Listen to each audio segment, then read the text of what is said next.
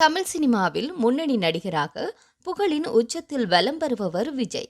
மக்களால் அன்போடு தளபதி என்று அழைக்கப்படும் இவர் தற்போது அரசியலில் கவனம் செலுத்தி வருகின்றார். சினிமாவில் இருந்து விலகும் இவர் தற்போது தன்னுடைய கடைசி படமான 69வது அதாவது ஜனநாயகன் படத்தில் நடித்து வருகின்றார். கேச் வினோத் இயக்கத்தில் உருவாகி வரும் இந்த திரைப்படத்தின் மீது ரசிகர்களுக்கு பெரும் எதிர்பார்ப்பு எழுந்திருக்கின்றது. இந்த நிலையில் இந்த படத்திற்காக விஜய் வைத்த டிமாண்ட் குறித்து முன்னதாக இயக்குனர் கேச் வினோத் பேசிய விடயங்கள் தற்போது இணையத்தில் வைரலாகி வருகின்றது. அதில் விஜயின் கடைசி படமான ஜனநாயகன் திரைப்படம் 200% அவருடைய திரைப்படமாக மட்டுமே இருக்கும்.